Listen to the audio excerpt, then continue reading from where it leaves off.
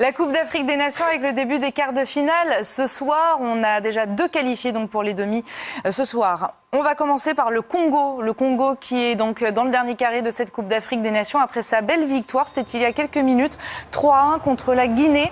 Et pourtant, ce sont les Guinéens qui ouvrent le score sur pénalty par Mohamed Bayo. Le Congo va revenir juste quelques minutes après. Le Congo qui réagit bien, la frappe puissante de Chancel Mbemba. Vous le connaissez bien, le défenseur de l'Olympique de Marseille. C'est la Ligue 1 à la fête, parce que Bayo, Ligue 1 a marqué, égalisation du Marseillais Chancel Mbemba. On retrouve Yohan Wissa pour le 2-1 sur penalty. Et puis le Congo va prendre le large en fin de rencontre. Le but de Maswaku, 3-1 pour le Congo. Un beau match, une belle victoire des Congolais. Oui, c'était un match très indécis entre deux équipes très proches l'une de l'autre. Et 2 équipes inattendues. Oui, 2 équipes inattendues qu'on n'attendait peut-être pas à ce niveau. Je ne vais pas vous rappeler que des favoris ont été sortis très tôt dans cette compétition, mais on a vu des buts, on a vu du spectacle. Et maintenant, on va suivre un peu cette équipe de la RDC pour voir jusqu'où elle peut aller. Mais voilà, félicitations aux 2 Diawara, Kaba et Fousseni, qui ont fait du beau boulot avec la Guinée. Et pour une fois, qu'on gagnait un match à élimination directe. Ça faisait longtemps que ce n'était pas arrivé à cette équipe de la Guinée sur le tour d'avant. Et le Congo qui était classé 17e équipe africaine. Ouais. Donc là déjà c'est un bel exploit. Ça reste quand même sa 5e demi-finale qu'elle va pouvoir disputer. Mais voilà, c'est un groupe très rajeuni et il faudrait quand même qu'on donne un coup de loupe sur l'un des sélectionneurs français qu'on connaît peut-être le moins. Il s'appelle Sébastien Desabre, il a 47 ans. Alors lui, il a coaché partout en Afrique, à Tunis, en Côte d'Ivoire, à Casablanca. Il a déjà une expérience avec une sélection, la sélection de l'Ouganda. Absolument pas un cadre d'Afrique, mais là, voilà, il arrive dans le dernier carré avec la République du Congo. Avec une première victoire finalement dans la compétition, vrai, parce aussi. qu'en fait, la République démocratique du Congo restait sur 4 nuls et une qualification assez miraculeuse contre l'Égypte. Mais ce que je veux dire aussi pour Desabre, effectivement, il faut en parler, c'est qu'il a repris l'équipe, elle était mal en point. Il y avait peu d'espoir qu'elle se qualifie pour cette CAN. Alors je ne dis pas qu'avant lui, il n'y avait pas de discipline au sein de la RDC, mais il a amené sa méthode de travail, il a amené ses joueurs à croire en lui, à croire dans son projet. Et bravo, quand ça travaille bien comme ça, il faut le souligner, bravo à lui. Le Congo qui retrouvera soit le Mali, soit la Côte d'Ivoire. Ça va se corser là pour le coup. Ça va se corser, mais quand on arrive dans le dernier carré, après, bonus. Les chances sont possibles. La RDC qui est donc qualifiée pour les demi-finales un petit peu plus tôt, c'est le Nigeria. Le match ne le fait pas derrière l'accélération des Silla qui a été démonstrative de toute qualité, de puissance.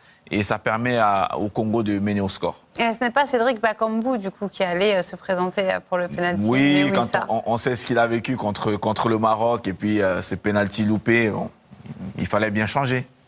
À la 82e, un sacré Maswaku de bambou, je pense qu'on peut le dire. Un coup franc absolument incroyable, signé Maswaku. Il va définitivement enterrer les espoirs des Guinéens. Ah oui, là, je l'ai vu, je l'ai revu, je l'ai revu encore ce coup franc. Je me suis posé 1001 fois la question, est-ce qu'il a vu le gardien avancer et qu'il décide de frapper? Je ne sais pas, je ne suis pas sûr, mais peut-être il faudrait peut-être qu'on lui pose la question de savoir s'il le fait exprès. Mais dans tous les cas, son coup franc est merveilleusement tiré. On voit le ballon qui flotte. Et le gardien qui a anticipé parce qu'il s'attendait forcément au centre, il est en retard. En tout cas, c'est bien joué de la part de Maswaku. 4 buts inscrits dans ce match, 4 buts donc sur coup de pied arrêté. Logique dans un match fermé comme celui-ci.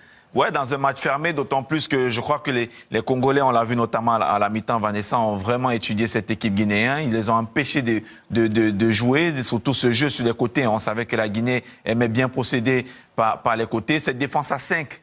Il se replaçait à chaque fois à 5 sur ce bloc défensif. On défendait en avançant. On a empêché à la Guinée d'exister. Et derrière, quand ils ont eu la possibilité de se projeter en transition, ils l'ont fait. Ils ont fait très mal à la Guinée.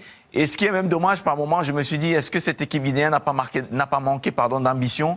Parce que quand on est mené 2-1, on essaye quand même de jouer sur l'attitude, tout. C'est ce qu'on voyait. Oui, parce qu'elle était menée, on voyait qu'elle se faisait toujours des passes derrière. Et on ne prenait pas le risque d'aller bousculer un peu l'adversaire. Je ne sais pas, mais c'est le sentiment que j'ai eu. Oui, la Guinée qui donc avait enfin cassé son plafond de verre des 8e de finale pour atteindre les quarts de finale. Peut-être que, voilà, effectivement, ils se sont contentés de ce qu'ils avaient, mais ils ont été aussi bien pris par une très belle équipe de la RDC qui a livré une partition parfaite en maîtrisant son sujet et notamment les côtés du coup de ces Guinéens. Victoire 3-1. donc, de la RDC. La première victoire dans cette CAN. Premier match, l'entraîneur a changé de stratégie. Il est passé en 5-4-1 pratiquement. Ça a amené un équilibre, une assurance à toute cette équipe.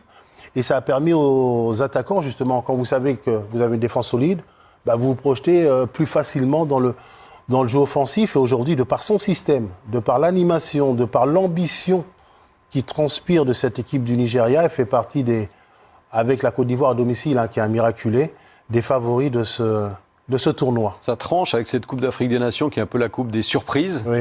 Voilà, finalement, c'est l'un des rares favoris à être bien présent. Ça n'a pas été simple.